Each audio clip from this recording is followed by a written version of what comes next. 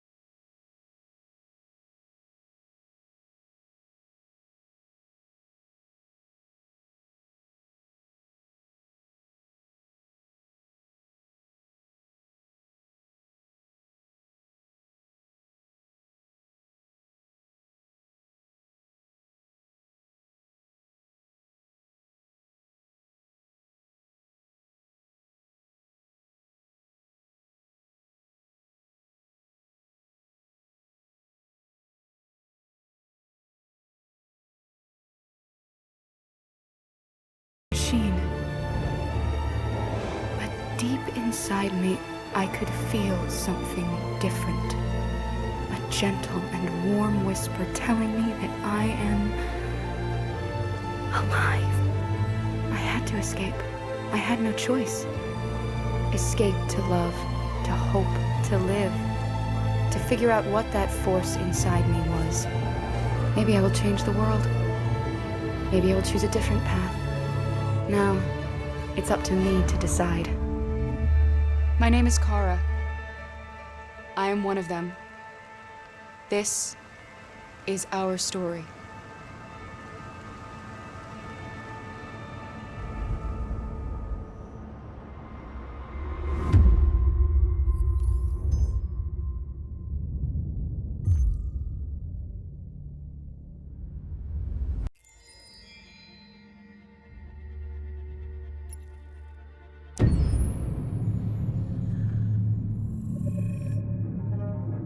When David and Guillaume got back in touch about making Detroit, I wasn't terribly surprised they decided to make it because the fan response was so intense. So it makes sense that they would choose to do that after the enthusiasm. It was a challenge, and it was just an interesting thing to get my head around how to approach this character now as a different, much older person, and whether or not she had changed. And I'm very happy to say that with Detroit, I've had the opportunity to see Kara grow so much more than I ever expected. You do the housework, the washing, you cook the meals, and you take care of... God damn it, where the fuck's the rat gone now? Alice! Alice! I mean, she starts out essentially how she does in Kara in a very, not robotic, but, you know, android other way. And getting to take this journey where she becomes more and more human as it goes on. You know, and as an actor, that's a wonderful exploration in every way, whether it's how she sits, her posture, how her voice changes, how emotions change, and how much emotion is based on things like empathy and social experience. And so having, you know, as much material as I got with David to have this huge, nuanced arc was really incredible. Why couldn't we just be happy? This experience has been quite different than the experiences I've had shooting film or TV or doing theater work.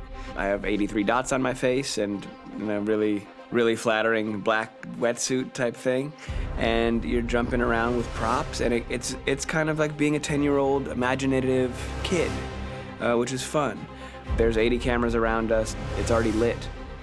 So we just shoot and shoot and shoot and shoot and shoot. There's no change of sets, there's no hair and makeup, there's no wardrobe, so we move really fast, and we'll go through about 35 pages in a day. Working in TV or film, we'll probably do 6 pages a day.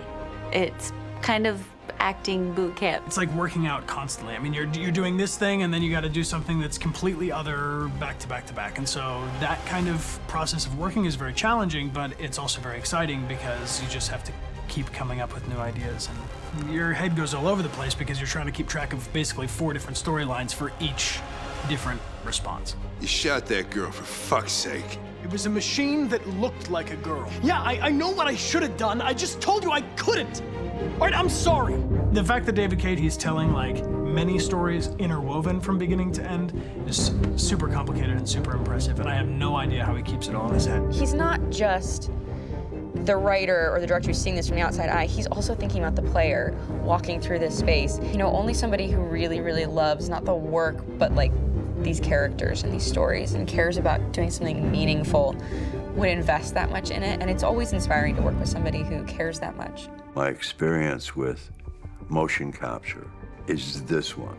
And I found it sort of terrifying in a way, because they said the computer's gonna build you. But then, as we got into it, I realized all the elements of it were still artistic.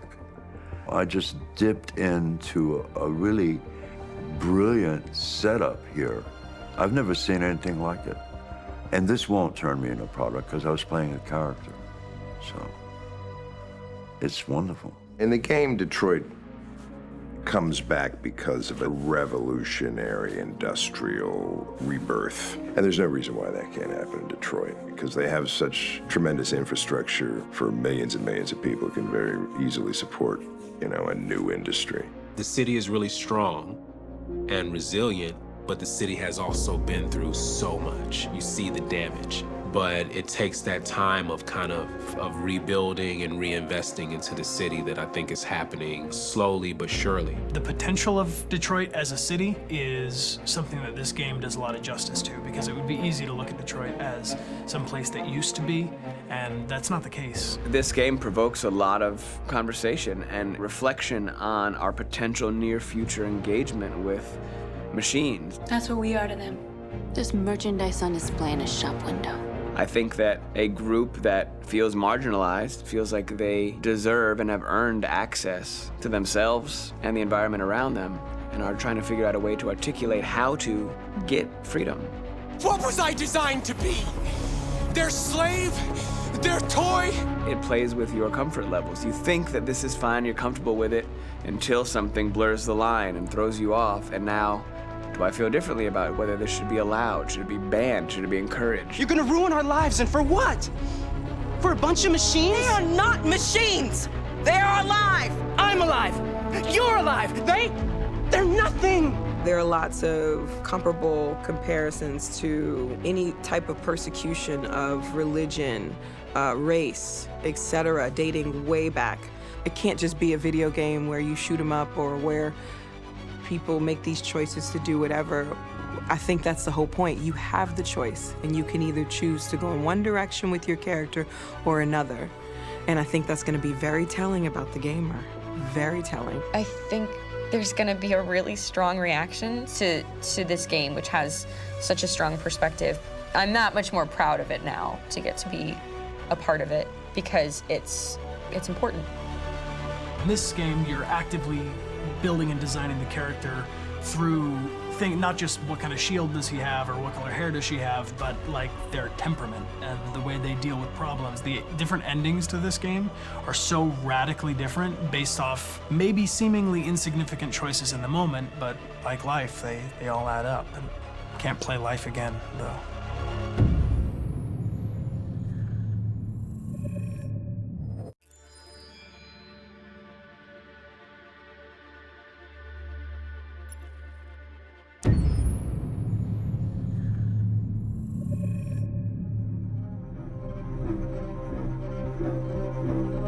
My name is Markus. My name is Connor. My name is Kara. I am one of them. This is our story. I think who Kara is, or how I would describe Kara, depends entirely upon who's playing her, because you have the option to make her multiple different people depending on the choices she makes. But I think she does start out incredibly naive, incredibly innocent, and kind of hapless. I'm sure we used to be friends before I was reset. Maybe we can be friends again. She's a person who's characterized, I think, by empathy. She's a person who really, she just comes from her heart. You'll never leave me, right? Promise you'll never go. I promise. Kara! Alice! Are you okay? Are you hurt? Wait a minute! Leave her alone! Kara! Leave her alone! The really beautiful thing that I've had the gift to be able to do is to essentially build a person from the ground up, because that's what she's doing throughout the game. And with every experience she has and every person she meets, she's building, first emotions and then the sense of judgment. And it's sort of an exploration of what it is to be a human. Don't worry. Luther and I will be right here.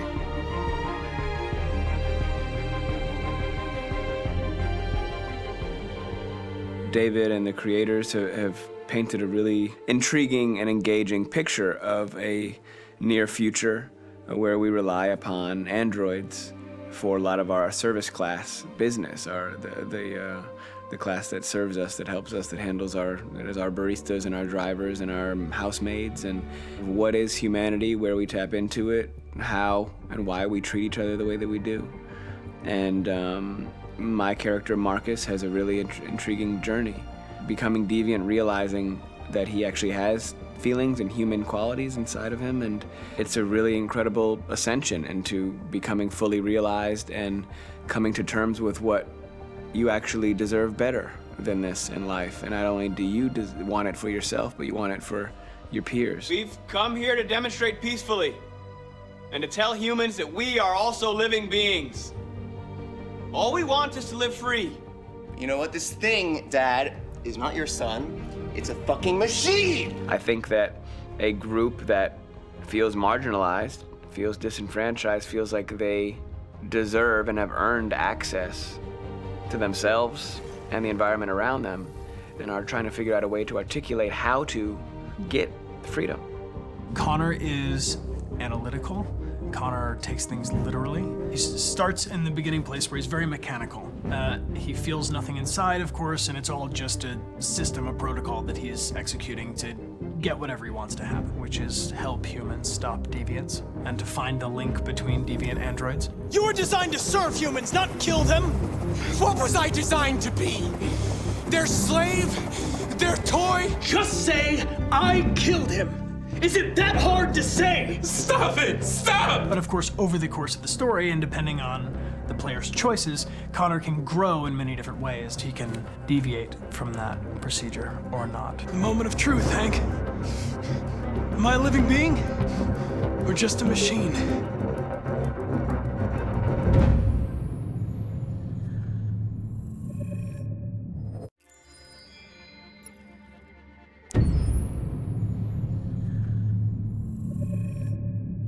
Game after game, we try to challenge ourselves. For Detroit, we wanted to, first of all, to write a story that would be incredibly bending, which means the most non-linear story that we've ever created. And we wanted really the player to have the possibility to change the story, change his own journey. When you're writing at Quantic, you're writing for an interactive medium. You know, when you're working in television, you'll put a character in a difficult situation, and you as a writing team will argue about what would that character do. But ultimately, you have to decide what happens, and you just show the audience. What's interesting about interactive drama is you bring the player into that conversation, and it changes your job slightly as a writer, because your job is to provide a narrative context in which the player can write his own story. You're giving him this kind of narrative Lego that he's going to snap together into his own shape. You also have the ability to make your audience attach themselves to your characters, because the audience is in some sense responsible for what happens to the characters. It's just a few cans. Come on, let's go. We have some cash now. You used me to steal that money. How could you do that? I trusted you. What is a bit specific about this scripts is how large they are. If you take a film script, there are about 100 pages, but here we have to deal with a script that is between 4,000 and 5,000 pages. Everything becomes bigger because we don't just tell one story, but we tell all the possible stories that can be told within this narrative space. On Act 3, our final act, we have around 1,000 different scenarios. And every one of those scenarios has to be as interesting, as passionate, as strong, and as emotional for the player. We want every action that the player does, every interaction that is available to serve in telling the story, and help the player understand who his character is, and build that character moment to moment.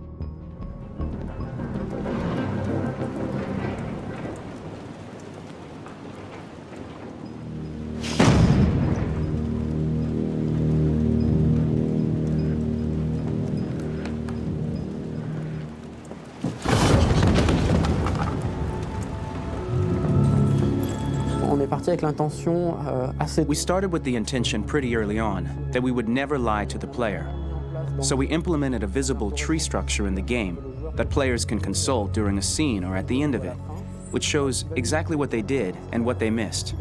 There are games out there offering world exploration.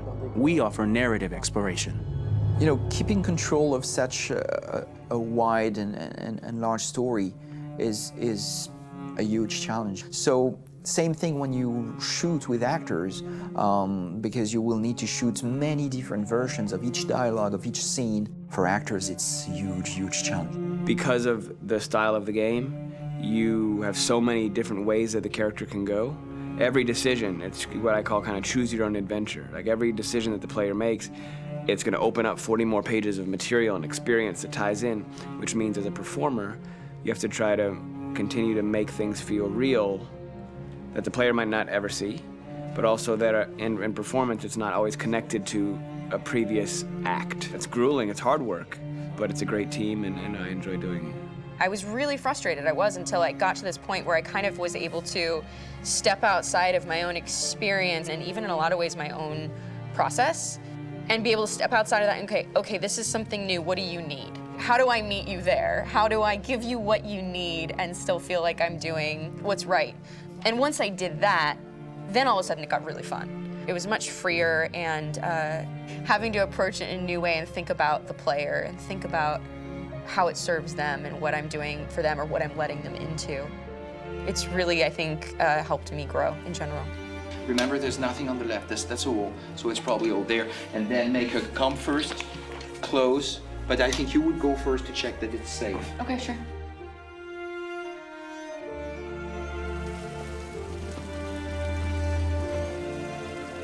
The most enjoyable thing about working in performance capture on this kind of project is that if I shot a film, I would get to do one of these endings. I get to do so many different things as Connor. Your head goes all over the place because you're trying to keep track of basically 4 different storylines for each different response. What's the name of my dog? Buddy? Scout. I think it's Jack. I can't remember. So I worked with physicality a lot because it was a good way to anchor myself in these different rings of the tree. As the story grows out, I know where that is physically in my body, and then I can switch more continually on set, and it'll be entirely up to the player to determine what order those things come out and what they look like from a distance. Like if you're playing through it, the culmination of all of that will be their version of Connor. I'm faster than you, and I don't feel pain. You don't stand a chance against me. Listen, asshole. If it was up to me, I'd throw the lot of you in a dumpster and light a match to it. Shooting action scenes at Quantic Dream is a real challenge because these are scenes where the storytelling has to continue. It's not an action scene just to have a dose of adrenaline. The stunts have huge consequences on the rest of the story. It's really a moment where we implicate the player and tell him that the choices he makes during an action scene will have a direct impact on the evolution of his story. My biggest challenge on Detroit has been managing the large number of animations that we received from motion capture. Detroit features more than 37,000 animations, which is a huge amount to handle on a daily basis. You have to realize that the player, in his first playthrough, will miss certain scenes. This also means that we had to think of, conceive, and produce all the potential story paths. The characters' costumes, the places, day or night, the weather. Did the character get shot in the shoulder? Did he get injured? All this consistency forced us to produce a lot of graphic assets in order to, quite simply, allow the player to have true continuity throughout the story. Honestly, we were even surprised by the challenges that come with such a big tree structure. And we did our best to guarantee quality across all the game and make sure that whatever path you choose within this narrative space, you will have an equally good experience.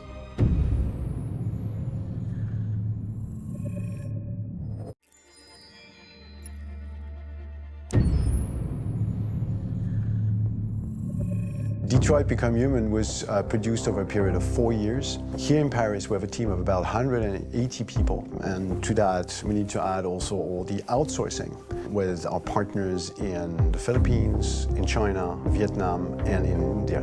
So when we started working on this story, I had to imagine where Kara was built. And for whatever reason, the city of Detroit came very quickly to my mind because it had already an incredible story by itself of history and themes. So we traveled there with the team and we were really moved by what we saw, and we could really feel the desire to fight and really be born again. And we just continued this curve, this growth, and just imagine what Detroit would be like if the Android industry was, using these huge factories to build androids there.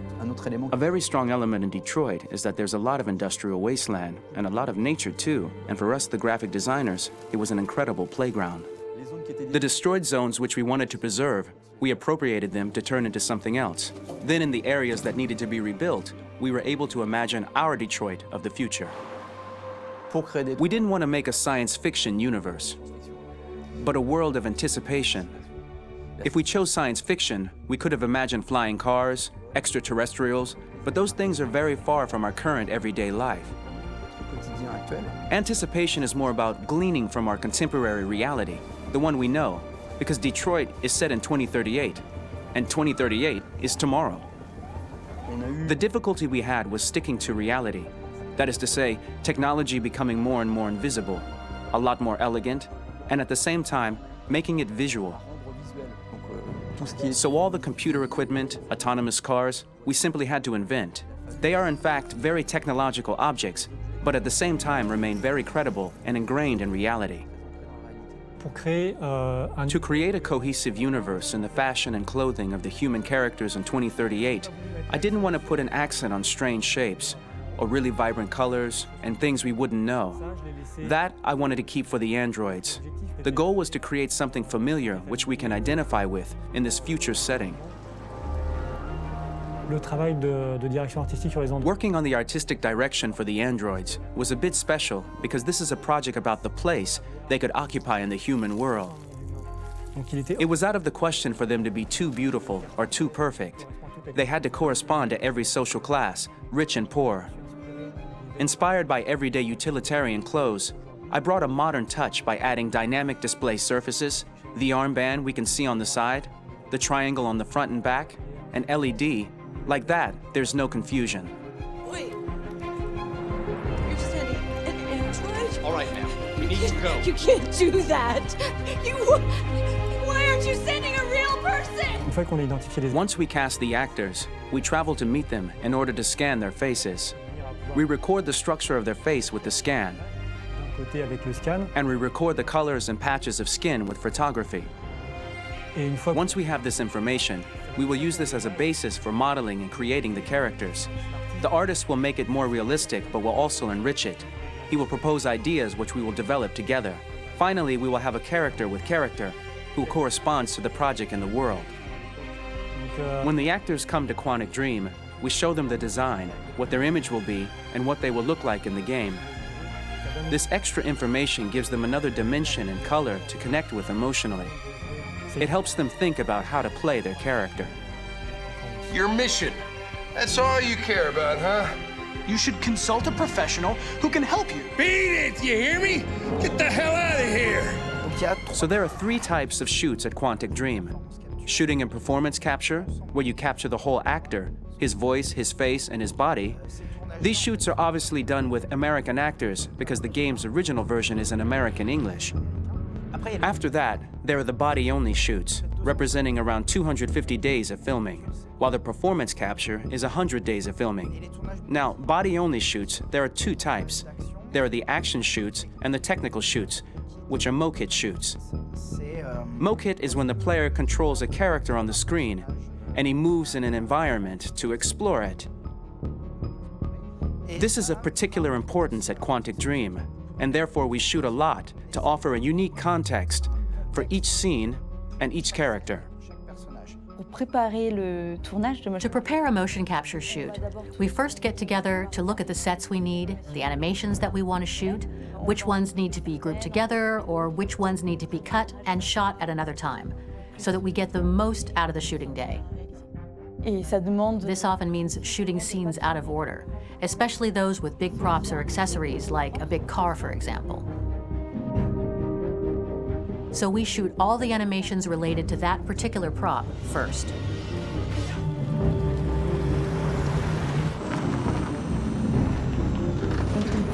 The biggest challenge for the mocap team was shooting a Spider-Man mokit. We had to build a wall and attach an actor to a harness with cables so we could pull him up and render him climbing. The shooting on this game total took about, I would say, more than a year, maybe 1 and 2 years, with about 300 actors on set. So I would say it's quite a massive production. But so much happened on this set between the stunts and the shootings with a little girl and all these great actors that we had. It was really a very, very memorable journey for the team and for myself. Today, Detroit has over 37,000 animations. When we retrieve the motion capture data, it's just a cloud of points, which represent all the markers worn by the actors. From this cloud of points, we have a phase called retargeting, which gives us a skeleton. This skeleton will be applied to the characters of the game. There is still work to be done, but this gives us the main movements.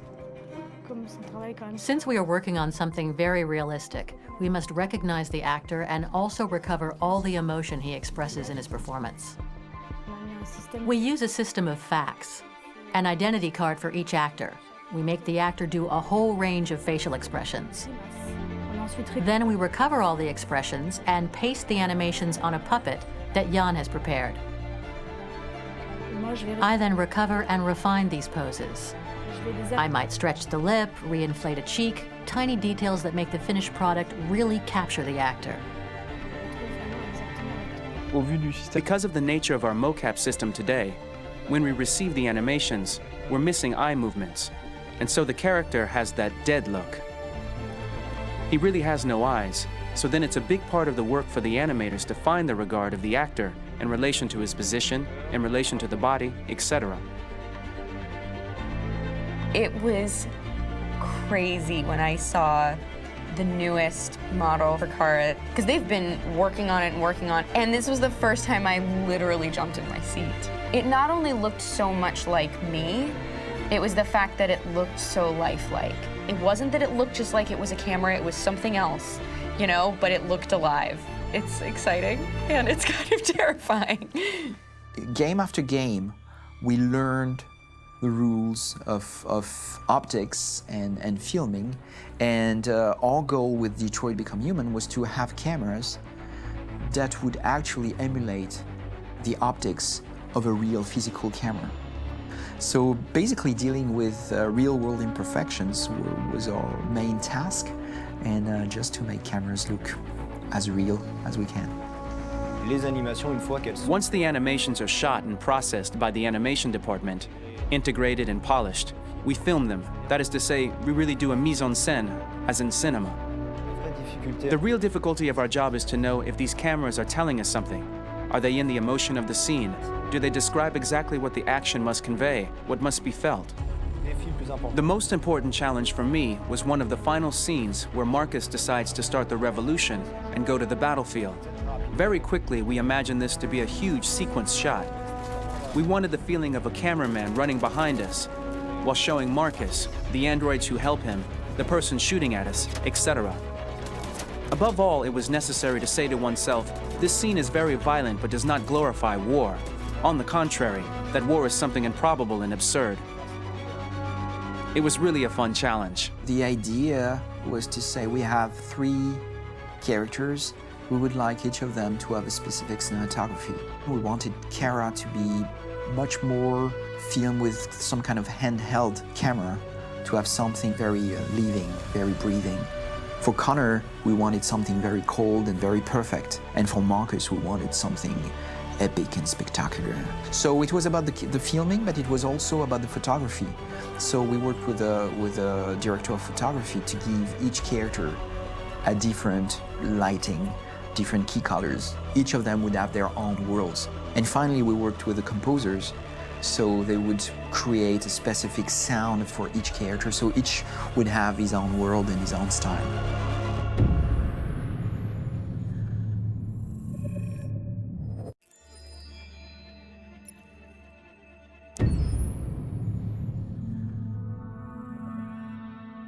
For the soundtrack of the game, we tried to be very close to what is done in film.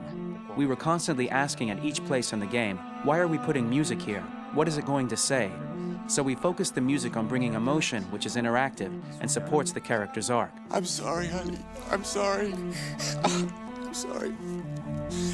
You know I love you, don't you? You know I love you. We make games that are very narrative. We're really into interactive drama, so the soundtrack also had to go in that direction, supporting the 3 characters' very different stories. We really wanted 3 colors, 3 musical sound identities, and from there, having 3 composers made sense, since the story of Kara, Markus, and Connor are all completely different.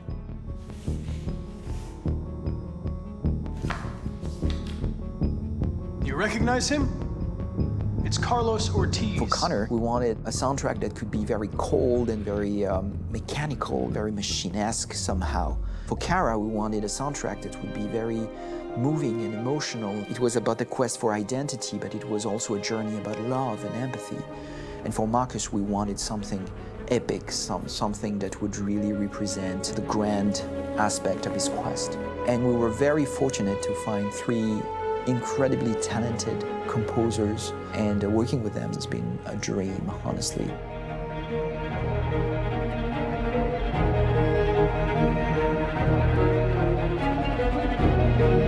My name's Philip Shepherd, and I'm a composer and a cellist and a producer. And today we're at Abbey Road Studio 1, which is my favourite studio in the world. And today we're recording the soundtrack for Kara from Become Human.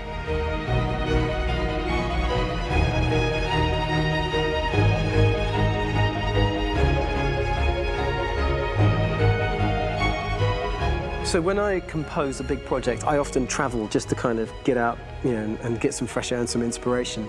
And I go hiking and traveling in Montana a lot. I had a log fire in the room that I was staying in, and the flames were kind of making absolutely direct music. And it became the basis for Kara's theme, and it sounds something like this.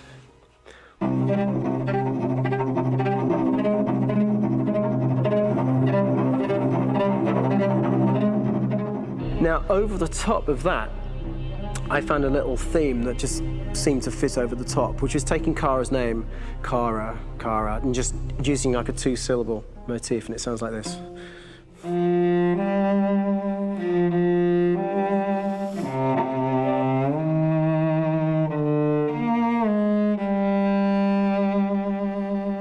going to pull through this, Alice. As long as we're together, nothing can hurt us.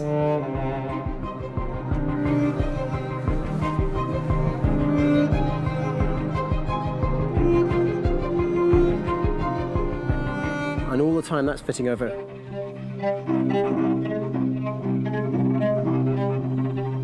So it kind of works in lots of levels. And in fact, every single theme in the score has one of those elements built into it, and it becomes sort of the DNA of every single tune.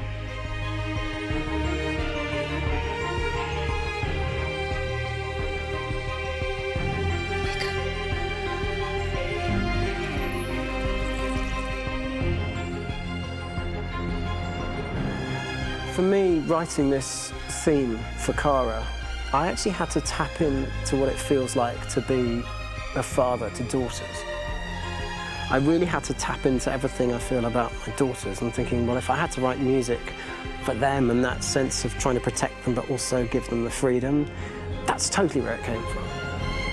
Because each composer has been given the sort of narrative responsibility for very different characters, I haven't had to sort of go into other styles. I can actually be very loyal to this particular character and sort of hopefully encapsulate her. But it means also I've suddenly become very connected to this character. And if for some reason it goes to game over early, I'm going to be mortified, you know? They're over there! Starting a new project, for me personally, it's always finding the right tone, finding the right color, I like to call it. For me, it's finding that right texture that actually sits against picture really well. One of the biggest things is I created custom instruments for Connor.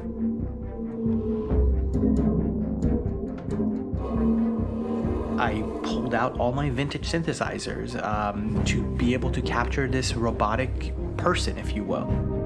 My approach to all of these custom instruments is that I hear the sound in my head. And either I could just come into the piano and just be like, all right, so I'm gonna just get on the computer and just create it. I rather be able to play these instruments physically. Oh, that's nice. You can do that.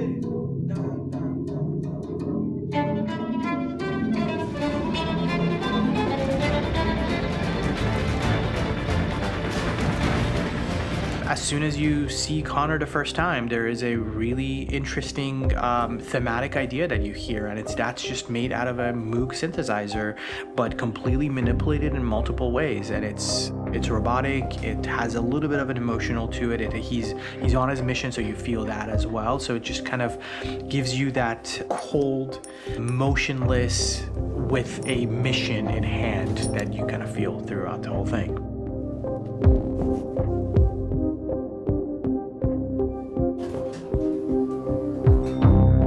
Because the music evolved, one of the things that I was very weary and I was very kind of focused on was the way that the music has to evolve. So my idea behind it was that Connor is a singular android that could at any point become a deviant or could actually stay as an android. So I created a more or less an Connor theme, and then I was able to just manipulate it in different aspects of it. Is everything okay, Lieutenant? Chris was on patrol last night. He was attacked by a bunch of deviants. I'm a human being writing for a robot, and throughout Connor's journey, he meets someone, he meets a partner. So how do you deal with a robot feeling? And I've met a partner that I'm gonna work with, or all of a sudden he sees a dead body. Does this robot have an imagination? Does this robot have a feeling? And if yes, how do you translate that into non-emotional music? So it basically at any point I was just like, I can't do this, and then I just do it. Property was damaged and fires continue to rage in several major districts across the city. Some people are asking, have androids become a threat to our security?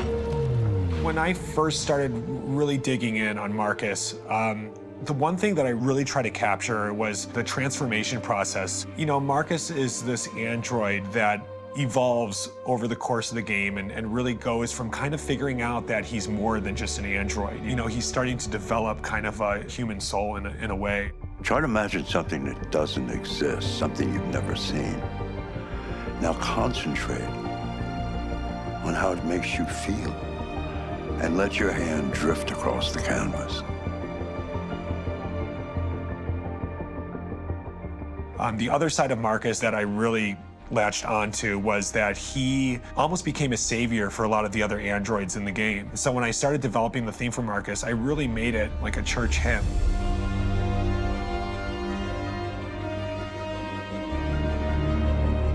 I wanted it to be very simple. I wanted to make it a chordal melody. I really wanted to make it almost like a Bach hymn.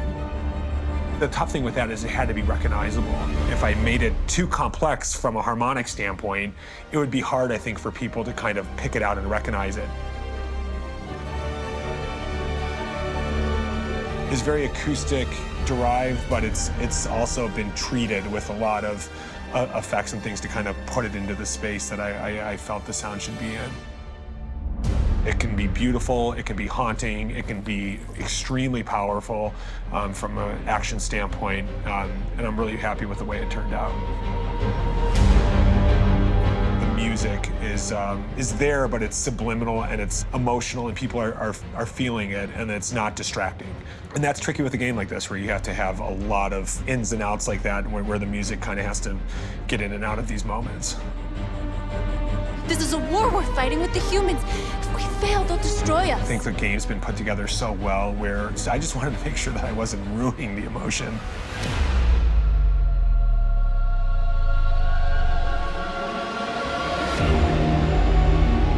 I gotta be honest, when we first started on this path, I said, oh man, this could be pretty messy, you know? I mean, it could feel disconnected, but I mean, it's amazing how they really guided us and got us to really kind of all be in the same world, but at the same time feeling completely different. So it's really gonna stand out and kind of be one of those games where people are really gonna notice the music and kind of how it was crafted, and, you know, and all the hard work that went into being able to pull it off in a graceful way.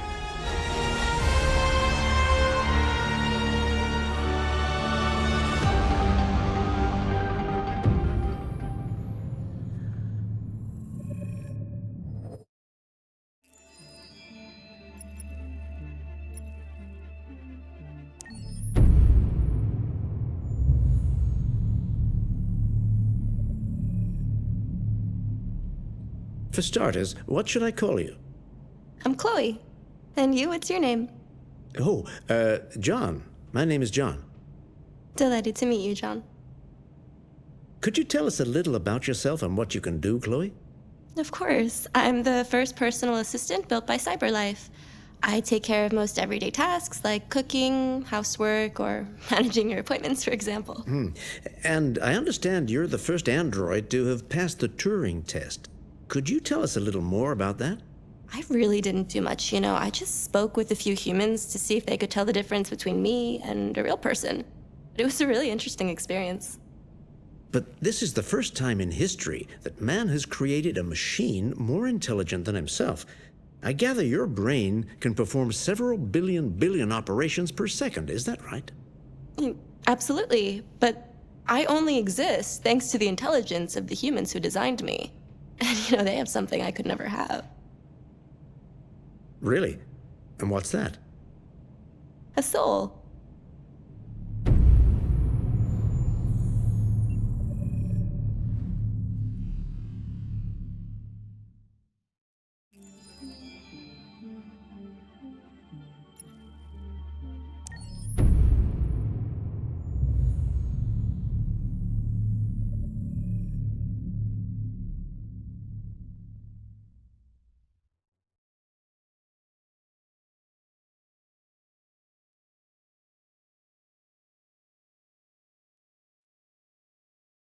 Hold on, just a little while longer.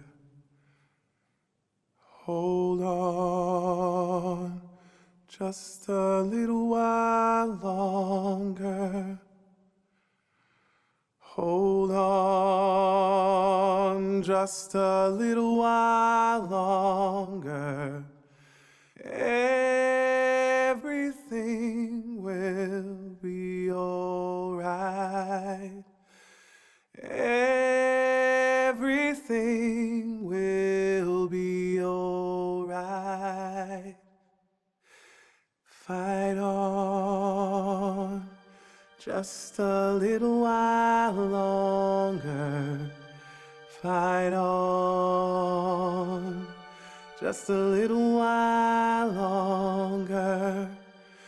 Fight on, just a little while longer. Everything will be alright. Everything will be alright. We will sing on, just a little while longer. Sing on, just a little while longer. Sing on, just a little while longer. Everything will be alright.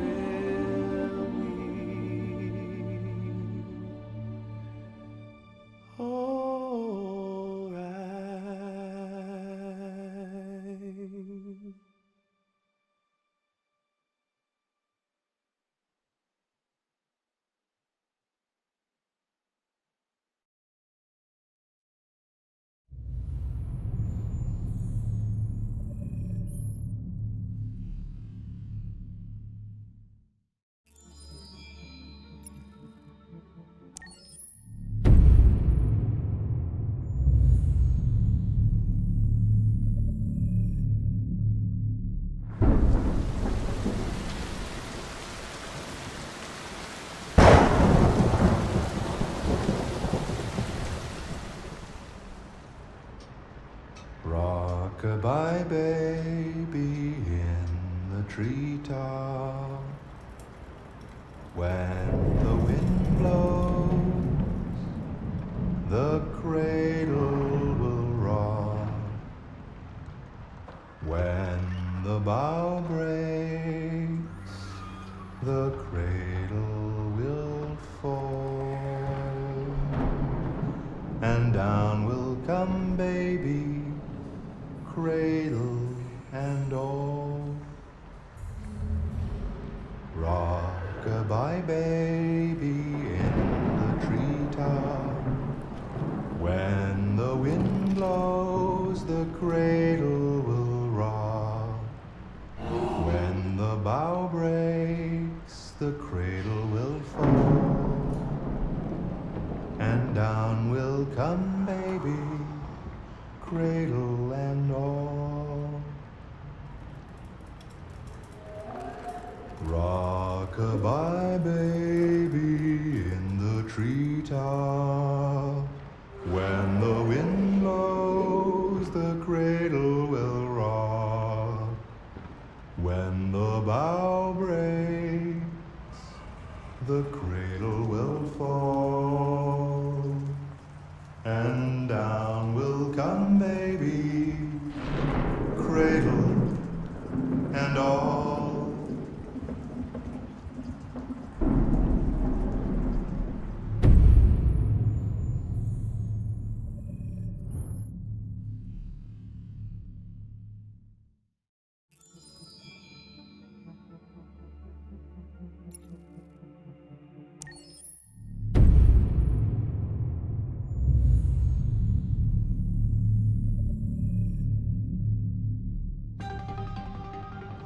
In the space of a few years, androids have completely transformed the world in which we live. By letting androids into our homes and factories, the CyberLife company has made them everyday technology. The founder of CyberLife, Elijah Kamsky, is a very discreet man. Despite being the CEO of the highest valued company in the world and being voted Man of the Year by Century Magazine, he remains a mystery for most people. That's why we at KNC are so excited to be here as CyberLife opens its doors for the first time. Elijah Kamsky, could you please tell us where we are? Certainly, and welcome.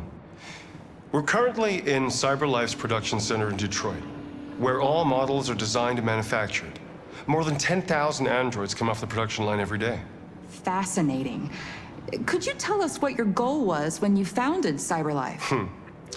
Well, I simply wanted to use technology to carry out all of our most annoying and repetitive tasks, so we'd have more time to enjoy life. I imagine you must have faced many challenges. Yes, there were technical challenges, but the hardest thing was to design an object that we would want to welcome into our homes. We had to imagine a machine in our own image that resembles us in every way, that moves, breathes, blinks like us, but yet is smarter and more capable than any human being. Let me show you around. We're here in Production Unit 4. Could you explain in a few words how the androids are made? Sure, yeah, it's very simple. We use machines to manufacture machines. The removable parts are assembled on a production line, and then we apply a synthetic skin to the whole body. A human operator checks the cognitive abilities with a pre-established protocol, and finally, the android is conditioned and sent out throughout the country. Here's the result. Say something. Hello, I am a RZ400 model. How can I be of service? You can go now.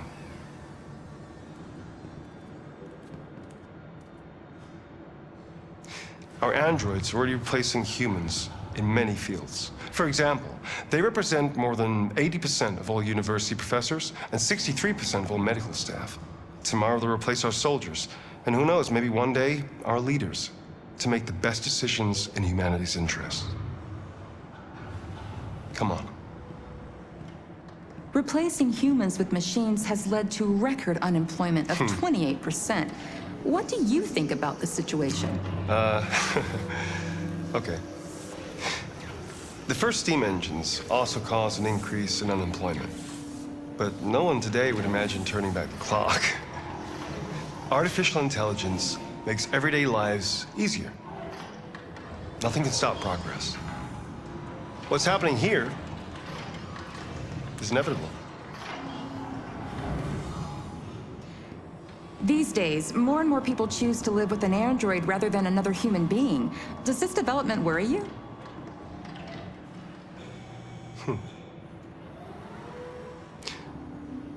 Everything's much easier with an android. They obey your orders without ever complaining. They can cook, discuss philosophy with you, have intimate relationships according to your desires. They never say no. Obviously, they are the perfect partner. Everyone deserves happiness. Why deprive yourself of so-called moral reasons when a machine can make you happy? Many science fiction books tell the story of how machines become more intelligent than us and end up confronting us. Aren't you worried about that possibility? I understand the irrational fears about artificial intelligence, but I assure you, that will never happen with a CyberLife android. They're designed to obey humans. They're machines. They can't ever develop any sort of desires or form of consciousness. Are you sure? I'm absolutely certain. You can trust me.